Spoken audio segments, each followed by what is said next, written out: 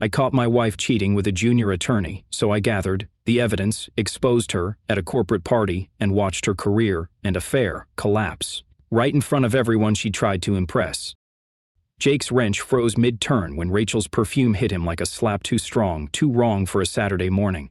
He stood in the backyard garage of their modest Austin home, the cherry-red hood of his 1967 Chevy Impala yawning open before him. At 38, Jake was a mechanic by trade and a car enthusiast by soul, broad-shouldered, hands scarred with grease, his dark hair falling into a height that crinkled when he smiled. Today, he wasn't smiling. The stillness of the suburb mockingbirds singing, a distant lawnmower buzzing, felt like a thin veneer over something he couldn't yet name. It was his ritual. Saturday mornings with the Impala, tools clinking, a mason jar of iced coffee sweating on a folding table. The Rolling Stones crackled from a speaker. Painted black, humming through the air. This was his space, his peace, the one corner of the world he could control. He'd planned to swap out the carburetor, a task as familiar as breathing, and he'd just loosened the first bolt when the back door banged open. Rachel stepped out, heels stabbing the patio stones. She wore a black blouse and jeans that hugged her frame, her auburn hair pinned up in a way that screamed effort. Jake straightened, wiping his hands on a rag. "Girls' brunch with Nina?" he asked, eyeing her outfit. Too sharp for pancake, too polished for a casual catch-up. "Yeah, downtown spot she picked," Rachel said. Her voice clicked. She adjusted her purse, fingers twitching, and a wave of that floral perfume rolled over him. Expensive, heavy, not hers. "Back by 2. Don't overdo it out here." She didn't look at him, not once. Just turned and clicked toward the driveway, her silhouette vanishing around the house's edge. Jake stared after her, the rag limp in his hand. The perfume lingered, thick and intrusive, like a stranger had walked through his garage. He shook it off, or tried to. Always juggling strut, maybe. She was just off her game. He turned back to the Impala, twisting the wrench harder than needed. The bolt popped free with a sharp clunk. He set it aside, reached for the next, and let the music fill the silence. The morning should have felt right. Coffee, car, calm. It always had before. But it didn't. Not today. That scent clung to the air and her heels echoed in his head, too loud, too fast. She'd never dodged his eyes like that, not in 12 years. He took a sip of coffee, the chill biting his tongue, and told himself it was nothing. A long week, a weird mood. He hunched over the engine again, forcing his focus to the carburetor, the bolts, the familiar weight of the wrench. The stones played on, but the rhythm felt off, like a heartbeat skipping. He didn't know it yet, but that moment, the perfume, the heels, the averted glance, was the first crack in the life he'd built. The quiet of the garage, the hum of the suburb, the Impala gleaming under his hands, it was all still there, still real. But something had shifted, a shadow creeping into the light, and as Jake tightened the next bolt, that shadow settled in, quiet and uninvited, waiting for him to notice. Jake didn't mean to find the tie. It slipped out of a folded towel in the laundry basket late Sunday afternoon, a silk navy ribbon unfurling like a secret he wasn't supposed to know. He stood in the dim utility room, the dryer humming a low drone, and held it up to the light. The fabric shimmered, soft, heavy, with a faint sheen that caught the bulb overhead. A tiny tag peeked from the lining. Ermenegildo Zegna. Jake's jaw tightened. He wasn't a fashion guy, but he knew enough from car magazines and client chatter to recognize luxury when he saw it. This wasn't some department store knockoff. This was the kind of tie you didn't buy on a mechanic's paycheck, or a paralegal's for that matter. He carried it into the kitchen, where Rachel was chopping carrots for dinner, her knife tapping a steady rhythm against the cutting board. "Hey," he said, keeping his voice even. "This yours?" He dangled the tie between two fingers, casual as if it were a stray sock. She glanced over, and for a split second her knife paused. Just a hitch, barely noticeable. Then she smiled, quick and bright. "Oh, that? Nina's husband must have left it here. You know how they are, always shedding stuff when they visit." She turned back to the carrots, the blade moving again, faster now. "I'll text her to grab it next time." Jake nodded, folding the tie over his knuckles. "Yeah, makes sense." He didn't push it. Nina's husband Greg was a real estate guy. Maybe he could swing a tie like that. Maybe it had slipped into their laundry during some barbecue or game night. But as he dropped it onto the counter and headed back to the garage, the explanation stuck in his throat like a bad lie. Greg had been over maybe twice in the last year, and Jake couldn't picture the guy in anything fancy than a polo. He shook it off, cranked the Impala's radio, and lost himself in the engine's growl. Still, the tie lingered in his mind, smooth, alien, a question he couldn't unask. The next few days sharpened that question into a blade. It started small. Rachel's phone, always buzzing on the counter, now sat face down every night. She'd tap it silent when he walked into the room, her thumb flicking the lock screen shut with a new urgency. Once, he caught her slipping it into her pocket mid-text, her eyes darting away as she muttered something about work. Just a client thing, she'd said. But her laugh was too high, too thin. Then there was the gym. She'd always gone a couple times a week, yoga pants, a water bottle, a quick kiss goodbye. Now it was 4 or 5 nights, always solo. Nina's too busy, she'd say, slinging her duffel over her shoulder. Gotta keep the stress off somehow. She'd come back flushed, hair damp, but her answers about the workouts were vague. Oh, you know, cardio stuff, or just the usual. Jake asked once what machine she liked best, fishing for something solid. She'd shrugged, turning to the fridge. Treadmill, I guess. Why? Her tone was light, but her back stiffened, and he let it drop. By Friday, the unease had claws.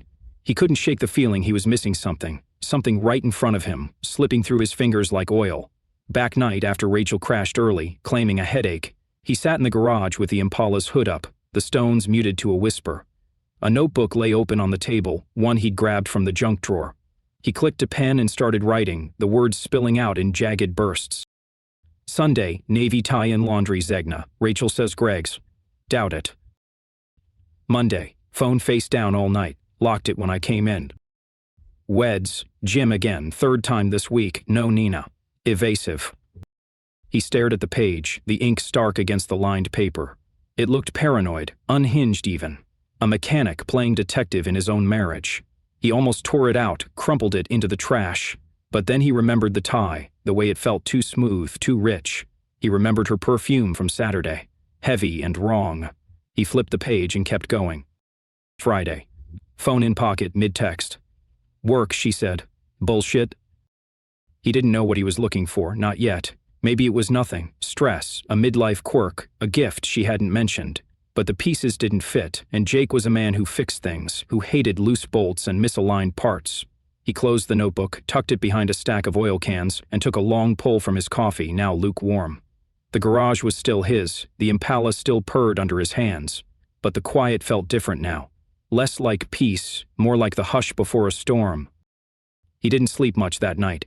Rachel's breathing beside him was steady, her phone dark on the nightstand. He stared at the ceiling, replaying her excuses, her glances, her locked screen. The tie sat in a drawer now, folded and waiting. He told himself he was overthinking it. He told himself it didn't mean anything. But when he finally drifted off, the last thing he saw was that silk shimmer glinting like a warning in the dark. Jake wasn't looking for trouble when he found the cufflinks. It was a crisp Saturday morning 2 weeks after the tie, and he'd offered to vacuum Rachel's car, a silver Honda Civic she drove to work, before they headed out for a hike. She'd been tense all week, her smiles tight and her answers clipped, so he figured a small gesture might thaw things. He stood in the driveway, the vacuum's whine cutting through the suburban hum, when he reached under the passenger seat. His fingers brushed something soft, a velvet box, small and black, tucked against the mat like it had been shoved there in a hurry. He popped it open. Inside sat a pair of gold cufflinks, their surfaces gleaming even in the muted light of the garage. Each bore a monogram, DP etched in sharp, elegant script. Jake turned them over, the weight heavy in his palm. Real gold, not plated junk. A tiny hallmark stamped the edge, confirmed it. 18K. These weren't cheap, and weren't casual. He snapped the box shut, his pulse ticking up, and carried it inside. Rachel was in the kitchen, pouring coffee into a travel mug. She glanced up as he set the box on the counter, her eyes narrowing for a heartbeat before smoothing out. "What's that?" she asked, voice light but careful. "Found it in your car," Jake said, leaning against the doorway. He kept his tone neutral, like he was asking about the weather. "Under the seat. Nice cufflinks." She didn't miss a beat. "Oh, those? They're Darren's, from work. He asked me to hold them for a charity auction next month. Must have slipped out of my bag." She screwed the lid on her mug, her movements brisk. "He's always losing stuff." "Darren," Jake repeated, testing the name. "Your co-worker Darren?"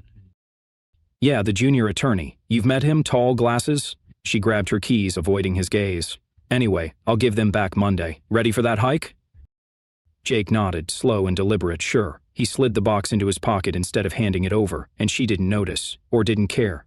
They drove to Zilker Park in silence, the cufflinks burning a hole against his thigh. Darren. He vaguely remembered a guy like that at last year's firm picnic. Awkward, polite, nothing memorable, but these cufflinks were personal, monogrammed. Who gave something like that away for an auction? And why were they hidden in her car? The hike didn't fix anything. Rachel chatted about work, the weather, anything but the box, while Jake trudged beside her, his mind spinning. By the time they got home, the air between them felt like glass, fragile, ready to shatter.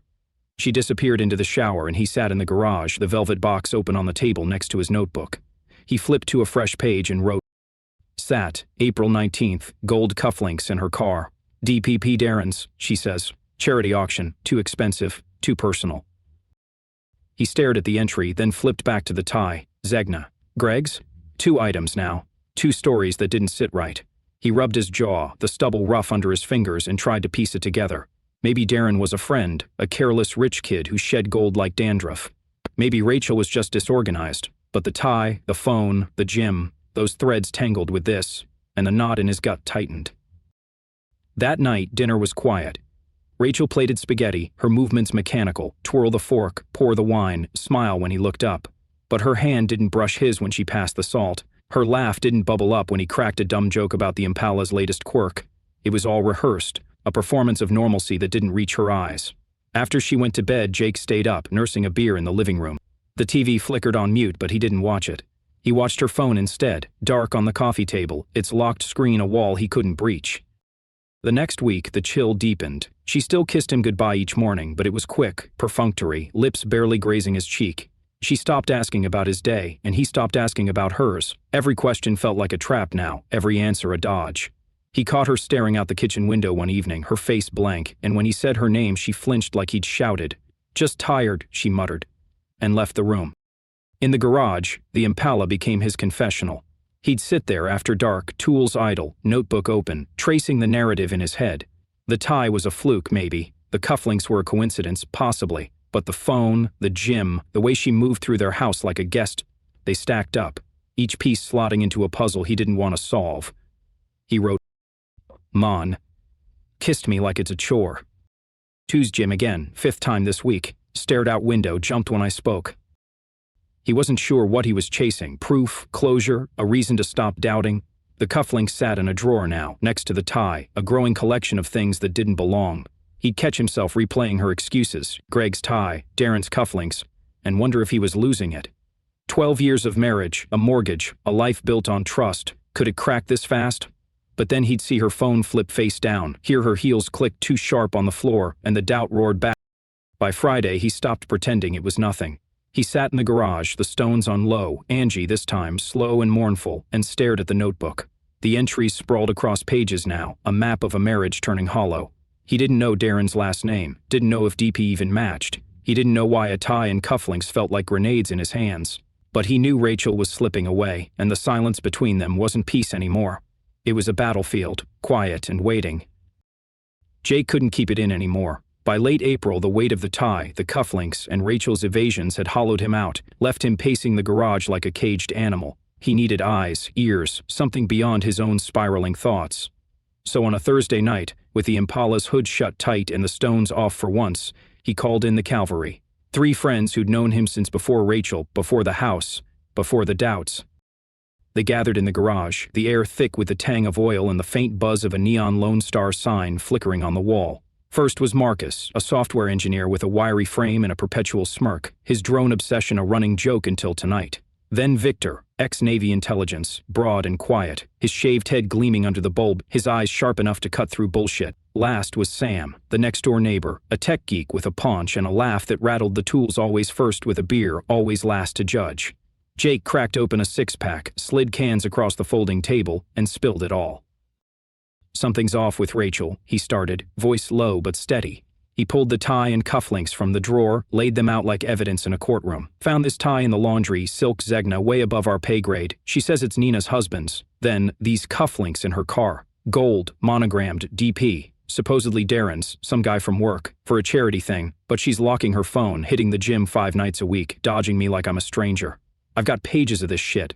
He flipped open the notebook, its edges curling, and slid it toward them. "Tell me I'm crazy." Marcus leaned back, puffing his beer with a hiss. "You're not crazy, man. That tie's what, $200? Minimum. And cufflinks like that? Custom job. She's feeding you lines." He tapped the velvet box. "This ain't charity auction vibes." Victor picked up the tie, ran it through his fingers, then set it down with a grunt. Behavior's the kicker. Phone face down, gym solo, no eye contact. That's evasion, textbook. You don't lock your life down unless you're hiding something. His voice was flat, like he'd seen this movie before. Sam swigged his beer, wiping foam from his lip. Look, Jake, I've seen Rachel breeze out of here lately. Heels, perfume, the works. Doesn't scream girls' night to me. You've got a gut feeling for a reason. What's the play? Jake exhaled, the air rushing out like he'd been holding it for weeks. I need to know where she's going. Jim's her story, but I don't buy it. I can't tail her myself. She'd spot the truck a mile off. I need something discreet. Marcus grinned, eyes glinting. Say no more. I've got a Mavic 3 thermal cam 4K video, silent as a ghost. We can track her from the air, no sweat. Victor nodded. I'll run point, set up a grid, log her moves. Sam, you're on backup. Keep the feed rolling if we stream it. Sam raised his can. Hell yeah, Operation Truth is a go. They hashed it out over the next hour. Logistics, timing, cover stories. Rachel's gym nights were clockwork. Tuesday, Wednesday, Friday. Out by 6 p.m., back by 9. Marcus would launch the drone from his backyard 2 streets over, out of earshot. Victor would map her, Bondol would handle navigation, syncing the drone to Rachel's car via GPS. Jake didn't ask how, just nodded when Marcus said it was doable. By 10 p.m. they had a plan, beers drained and a pact. No one breathes a word. Friday night came fast. Jake kissed Rachel goodbye as she left, her duffel slung over her shoulder, that same quick peck that barely touched him. Gym again, she said, already halfway out the door. Back later. He waited 5 minutes, then texted Marcus. She's rolling. The crew set up in Sam's garage, closer to the action, less conspicuous. Marcus calibrated the drone, its blades whirring to life with a faint hum. Victor hunched over a laptop, plotting her route on a map synced to the Honda's plates. Sam cracked a beer, muttering, "This better not end up on YouTube." The drone lifted off, a black speck vanishing into the dusk. Jake watched the feed on Marcus's tablet, the world shrinking to a grainy green glow, thermal mode picking up heat signatures. Rachel's car wound through Austin streets, past the gym on Lamar, and kept going. His stomach twisted as the Honda turned east, toward downtown, pulling into a parking garage off 6th Street. The drone hovered, its lens switching to 4K, zooming in, as Rachel stepped out, heels not sneakers, a sleek dress hugging her hips. She crossed to a rooftop bar, all glass and lights, and there he was. Darren. Tall, glasses, junior attorney Darren, leaning against the railing, a drink in hand. No audio, just visuals, but the body language screamed. She slid up beside him, close, too close, her hand brushing his arm, his head dipping toward her with a smile Jake had never seen her earn.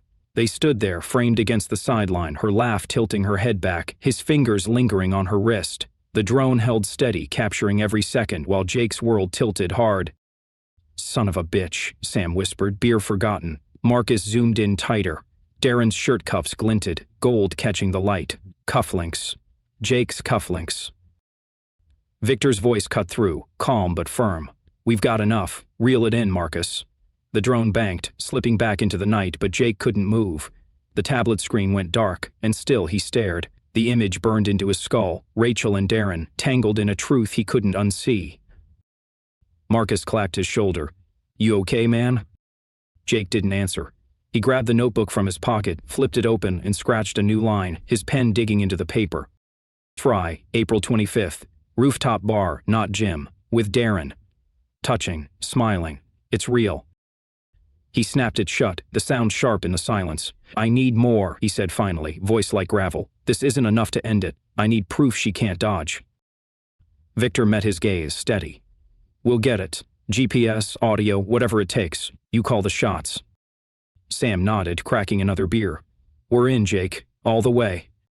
Jake leaned against the workbench, the garage closing in. Tools, oil cans, the Impala's quiet bulk. It used to be his anchor. Now it was just a room, and he was a man, unmoored, staring down a fight he hadn't asked for. The tie, the cufflinks, the drone feed, they weren't questions anymore. They were answers, and they hurt like hell. Jake didn't sleep after the drone night. The image of Rachel and Darren, her laugh, his hand on her wrist, looped in his head, a silent film he couldn't shut off. By Saturday morning, the garage felt less like a refuge and more like a war room. He sat with the Impala's hood shut, the notebook open, and a plan forming.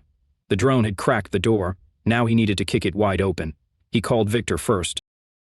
Need something tighter, Jake said, voice hoarse. Location's not enough. I want her words, her moves. Irrefutable. Victor didn't flinch. GPS trackers step 1. Stick it in her car. Magnetic, small, streams real-time to an app. I've got one from an old op. Pen cam's trickier, but doable. Audio and video disguised. You'll need a cover to gift it. Jake nodded, though Victor couldn't see it. I'll figure it out. Bring them tonight. By dusk, Victor rolled up in his beat-up Tacoma, a duffel slung over his shoulder. Marcus and Sam tagged along, beers in hand, their faces set. Less banter, more business. Victor unpacked on the folding table, a black GPS puck, no bigger than a matchbox, and a sleek silver pen, its cap hiding a lens and mic. Tracker's got a week's battery, he said, slapping it into Jake's palm. Pen's good for 48 hours per charge. USB plugs the port. Test it first. Jake slipped the tracker under Rachel's Honda that night, crouching in the driveway while she showered. The magnet clicked against the wheel well, invisible unless you knew where to look. He synced it to an app on his phone, a blinking dot marking her car in real time. The pen took more finesse. Monday morning, he handed it to her over coffee, forcing a smile. Picked this up for you, fancy work thing, thought it'd look good on your desk. She turned it over, eyebrows lifting. Huh, nice, thanks, Jake. She tucked it into her purse, oblivious, and left for the office. He watched her go, the dot on his screen rolling out of the driveway, and felt the first real stab of guilt. This wasn't him, spying, scheming, but then he remembered Darren's cufflinks glinting in the drone feed, and the guilt burned away. The tracker lit up Tuesday night. Rachel left at 6 p.m., gym bag in tow, but the dot bypassed Lamar and swung downtown again, same parking garage, same rooftop bar. Jake watched from the garage, the app glowing on his phone, his jaw tight. She stayed 2 hours, the dot unmoving, then drove home, walking in at 8:50 with damp hair and a tired smile. Good workout, she said, kissing his cheek. Quick, cold. He nodded, said nothing, and waited. Wednesday, the pen paid off. She'd left her purse on the counter after work, the pen poking out. Jake retrieved it Thursday night while she slept, plugging it into his laptop in the garage. The footage loaded, grainy at first, then clear. Rachel's voice crackled through, sharp and low, recorded that afternoon in her office. Darren's face loomed in frame, glasses fogging as he leaned close. We've got till Friday, she said, her tone clipped, urgent. The hotel's booked, Marriott downtown, 8 p.m. You sure about this? Darren's voice was softer, nervous. Yeah, just keep it quiet, Rach, no slip-ups. She laughed, a sound Jake hadn't heard in months, light, unguarded. I've got it covered, see you there. The clip ended with her hand brushing his, a casual intimacy that hit Jake like a fist. He replayed it, twice, 3 times, the words carving into him. Hotel, Marriott, Friday. No blackmail, no coercion, just Rachel, planning, choosing. He yanked the pen free, hands shaking, and scribbled in the notebook. 3rd, May 1, pen cam, her and Darren. Hotel booked, Friday, 8 p.m. She's in on it. Willingly. The garage spun, the Impala's red paint blurring in his vision. He grabbed a beer, cracked it, and downed half in one go, the cold doing nothing to dull the ache. He'd wanted proof. Now he had it, and it was worse than the doubt. Friday night, he didn't stop her. She left at 7:30, duffel swapped for a sleek bag, heels clicking, perfume thick. The tracker traced her to the Marriott, the dot stalling in the parking lot. He pictured it, her checking in, Darren waiting, the room key sliding across the desk. He stayed in the garage, the stones on low, Jimmy's shelter rumbling through the dark, while the app glowed, mocking him. She came home at 11, humming softly, and went straight to bed. He didn't ask. She didn't tell. Saturday changed everything. Rachel ran errands, leaving her laptop open on the kitchen table, a rare slip. Jake hesitated, then sat, the screen waking to her email. He scrolled, heart pounding, and found it. A thread with Darren, no subject line, buried in drafts. He clicked, and the words hit like shrapnel. Last night was perfect. Can't wait for next time. Same spot. Tuesday? You're all I think about. Darren sent 2. Me too. Tuesday works. Let's make it quick. No one suspects yet. Rachel, 9 a.m. Below that, older messages, weeks of them. Missed you at the bar. Your laugh kills me. Jake's clueless. Don't worry. Explicit, unguarded, a timeline of betrayal stretching back months. No threats, no excuses, just them, plotting, laughing, carving him out of her life. He scrolled to the bottom, a photo attached. Rachel in a hotel bed, sheets tangled, smiling at the camera Darren held. Jake's beer slipped from his hand, shattering on the top. He stumbled to the garage, notebook clutched like a lifeline, and wrote. Sat, May 3, laptop opened, messages. Months of it, hotel pics. She's not trapped. She's gone. The pen shook, ink smearing. He dropped it, fists curling, and stared at the Impala. The garage was silent, the stones off, the air heavy with oil and betrayal. He chased the truth, and it had chased him back, relentless, brutal, final. Rachel wasn't being forced. She wasn't lost. She was cheating, fully, freely, and every dodge, every lie had been a choice. He heard her car pull in, the door slam, her footsteps in the house. "Jake," she called, voice light like nothing had shattered. He didn't answer. He couldn't. The evidence sat in his hands. GPS, pen, laptop. A mountain he couldn't unbuild. The fight was coming, but not tonight. Tonight, he let the silence hold, let the storm brew. Jake didn't confront her that Saturday. He let Rachel hum through the house, oblivious, while the laptop screenshots seared into his memory. Her smile in that hotel bed, Darren's words like knives. He stayed in the garage, the notebook heavy in his hands, and planned. No quiet talks, no tearful executions. She'd lied to his face for months. He'd make her face the truth in front of everyone she cared about. By Sunday, the idea took shape. Rachel's corporate mixer, scheduled for next Friday at their home. Her colleagues, her stage, his trap. Harry pitched the party weeks ago, a chance to network with the firm. Jake had nodded then, indifferent. Now it was perfect. He spent the week prepping, silent and methodical. Monday he copied the pencam footage, the GPS logs, and the email thread onto a flash drive. Every damning frame, every word. Tuesday he tested the living room TV, syncing the drive to a slide stool, drone stills of the rooftop bar, Rachel's voice booking the Marriott, her texts laughing at his cluelessness, that photo. He looped it, set it to play with one click, and hid the remote in his pocket. Wednesday, he told Marcus, Victor, and Sam to steer clear. This one's mine. They didn't argue. Friday came fast. Rachel buzzed around the house all day, arranging caterers, setting out wine glasses, her energy high and faint. Big night, she said, brushing past him in a black dress that clung too tight. Firm's bringing the new partners. Darren's pitching a case. She smiled, quick and hollow, and Jake nodded, his face a mask. He wore a clean flannel and jeans, nothing flashy, just him, and waited. Guests trickled in by 7 p.m., a swarm of suits and heels filling the living room. Laughter bounced off the walls, glasses clinked, the air thick with cologne and small talk. Jake played host, pouring drinks, shaking hands, his eyes scanning for Darren. He spotted him at 7:30, tall, glasses, leaning against the kitchen island, chatting up a paralegal. Gold cufflinks glinted on his wrists. DP Jake's cufflinks. His pulse spiked, but he kept moving, kept smiling, the remote a cold weight in his pocket. Rachel flitted through the crowd, all charm and poise, her laugh cutting through the hum. She caught Jake's eye once, waved, and turned away. Oblivious, untouchable. By 8, the room was packed, 30 people, maybe more, firm hotshots and their plus ones, nibbling appetizers and trading gossip. Jake waited, timing it. At 8:15, Rachel tapped a glass with a spoon. Her voice raised. Thanks for coming, everyone, this means a lot. Great to see the team together outside the office. Enjoy. She beamed, and the room clapped, a few whoops ringing out. Darren grinned from the back, raising his wine.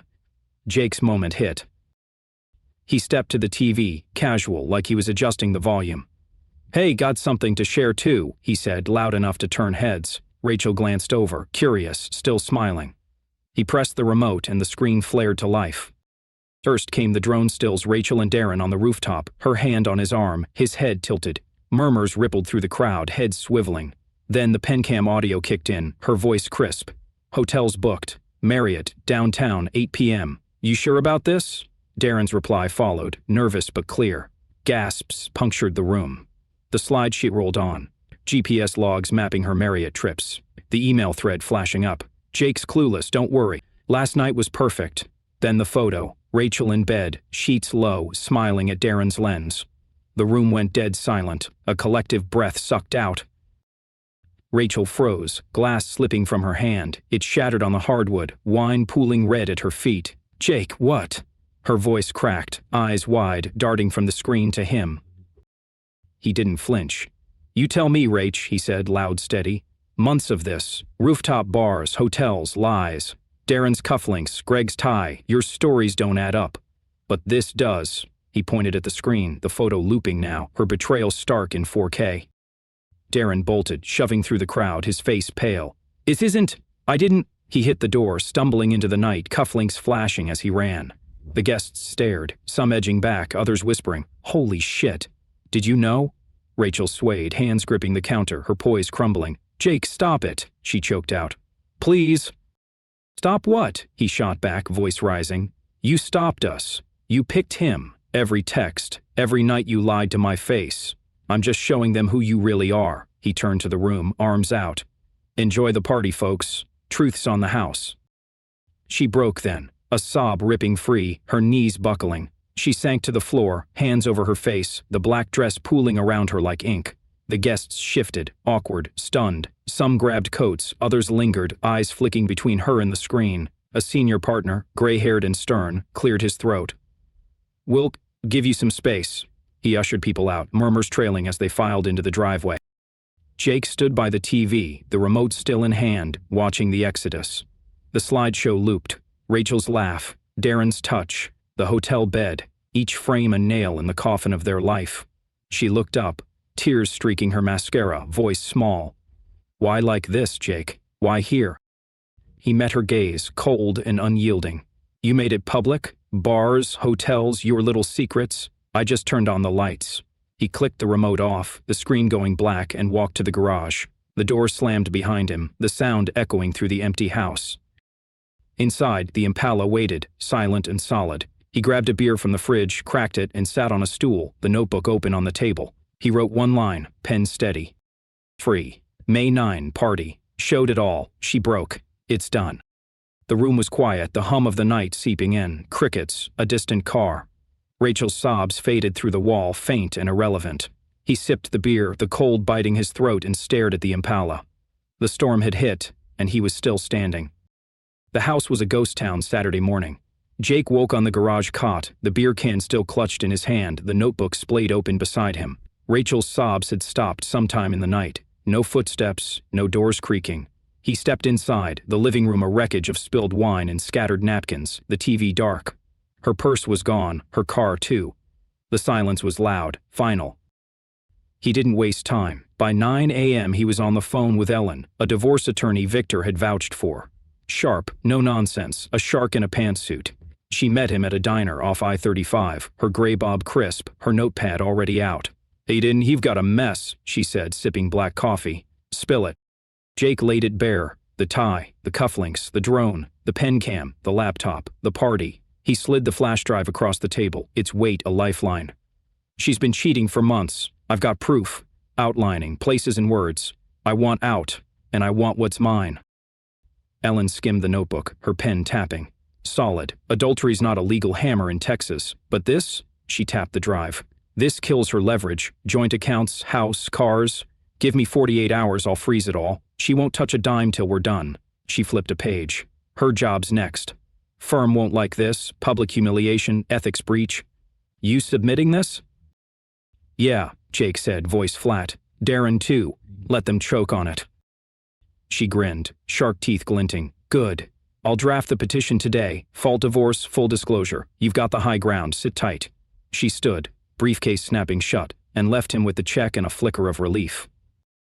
By Monday, Ellen delivered. Joint accounts locked, Rachel's credit cards dead, the house in legal limbo, Jake's truck and the Impala untouched, his alone. He sent the flash drive to the firm's HR, CCing the senior partner from the party, with a note, "Thought you should know." No reply, but the fallout hit fast. Victor's buddy at the firm texted Wednesday. Darren was fired, canned for conduct unbecoming. Rachel got a suspension, pending review, likely permanent. Her paralegal career, her reputation torched in a week. The neighborhood buzzed, whispers seeping through the fences. Sam relayed it over beers Thursday night.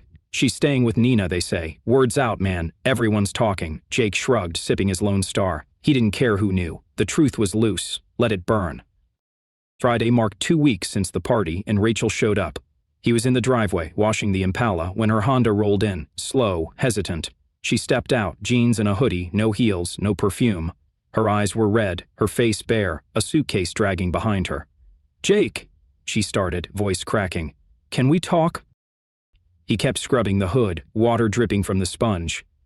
"Talked plenty at the party. What's left?" She flinched, hugging herself. "I messed up, I know that, Papa." "God, I know. Darren's gone. I'm out of a job. Nina's barely speaking to me. I just... I want to fix this. Us. Spears spilled, her hands trembling. I'll do anything. He stopped, turned, water sloshing onto the concrete. Fix it. His laugh was sharp, bitter. You booked hotels, laughed at me, screwed him for months. You didn't trip into this, Rach. You ran. Party was your mirror. Look at it. He pointed at the house. The empty shell of their life. There's no us left to fix. She sobbed, stepping closer. I was stupid, lost. I don't know why I did it. Please, Jake, don't throw 12 years away. He met her eyes, cold and steady. You threw it. I just picked up the pieces. Ellen's got the papers. Sign them. Or don't. I'm done. He turned back to the car, the sponge moving again, deliberate, final. She stood there, crying, suitcase sagging. After a minute, she climbed into the Honda, engine stuttering as she pulled away. Jake didn't watch her go. He finished the wash, the Impala gleaming red under the sun, and felt the air shift, lighter, cleaner. Ellen called that afternoon. She's stalling, but the firm's done with her. Suspension's permanent. Darren's toast, too. Assets are secure. We'll split it clean. You're golden. Jake thanked her, hung up, and cracked a beer. The garage door rolled open, the neighborhood humming beyond, lawnmowers, kids shouting, life moving on. He sat on the cot, notebook in hand, and wrote. Free. May 23 accounts frozen. Her job's gone. Darren's out.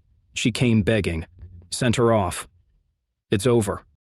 He closed it, slid it behind the oil cans, and leaned back. The whispers would fade, the house would sell, the divorce would finalize. Rachel's world had collapsed, and he'd built the rubble into a wall, solid, his. Dignity wasn't loud, but it was heavy, and he carried it now, unbowed. Jake stood on the porch the next morning, Saturday, May 24, watching Rachel's taillights fade down the street. Her Honda sputtered around the corner, suitcase rattling in the back, the last echo of her plea still hanging in the air. Please, Jake, don't throw 12 years away. He didn't move until the sound died, until the suburb swallowed her whole. In his hand, the mason jar of iced coffee sweated, the chill seeping into his palm. He took a sip, slow and deliberate, and felt nothing. Not rage, not sorrow, just the stillness that follows a storm's end. The sun climbed higher, painting the Austin neighborhood in soft gold. Lawns green, birds chattering, a sprinkler hissing 2 houses down. He turned back inside, the house hollow but his now, its silence a blank slate. The living room still bore scars of the party, wine stains on the hardwood, a forgotten glass on the mantel. But he didn't linger. He crossed to the back door, stepped into the garage, and let the familiar creak of the hinges ground him. The Impala waited, cherry red and steady, its hood shut tight. Jake set the coffee on the folding table, the notebook tucked away behind the oil cans, its pages done telling their story. He grabbed a wrench from the toolbox, the metal cool and sure in his grip, and popped the hood. The engine gleamed, carburetor fixed weeks ago, but there was always something to tweak, something to mend. He leaned in, loosening a bolt on the alternator, the clink of steel a rhythm he'd known half his life. The stones flickered on, wild horses this time, slow and weathered, spilling from the speaker like an old friend. Jake hummed along, low and rough, his hands moving with muscle memory. The garage smelled of oil and dust, the air warm with spring creeping through the open door. He tightened the bolt, wiped his hands on a rag, and stepped back, eyeing the Impala's curves. It wasn't perfect, paint chipped, a dent on the fender, but it was his, unbroken, a piece of him that hadn't bent under the weight of her lies. He thought about the last 2 months, the tie, the cufflinks, the drone nights, the party. Each cut had bled him dry, but the scars were sealing now, toughening into something he could carry. Rachel was gone, her job, her lover, her excuses stripped away. And he didn't wish her ill. She'd built her ruin, he'd built his exit. Ellen's papers would land soon, the house would sell, the accounts would split, and he'd walk away clean. Not whole, maybe, but free. The coffee was half gone when he sat on the cot, the wrench still in hand. He looked around, the tools lined up, the neon Lone Star sign buzzing faintly, the Impala's quiet bulk. This was where he'd started, where he'd unraveled her, where he'd stood after the storm hit. It wasn't just a garage anymore, it was a lifeline, a place to rebuild. He'd fix the car, maybe sell it, maybe not. He'd find a new place, smaller, his own. The future wasn't clear, but it was open, and that was enough. A breeze rolled in, tugging at the notebook's edge, but he left it shut. No more entries, no more chasing shadows. He finished the coffee, the last bitter sip grounding him, and stood. The wrench clinked back into the toolbox, a small sound that felt like a period at the end of a long, messy sentence. He flipped the speaker off mid-chorus, the silence settling soft and full. Outside, the neighborhood hummed, kids biking, a dog barking, life spinning on. Jake stepped to the threshold, the sun warm on his face, and glanced back at the Impala one last time. It gleamed, patient, ready for whatever came next. He nodded to it, a quiet pact, and walked into the yard. The storm was over. The calm was his, and he was starting again, wrench in hand, coffee gone, a man reclaiming his life, one steady step at a time.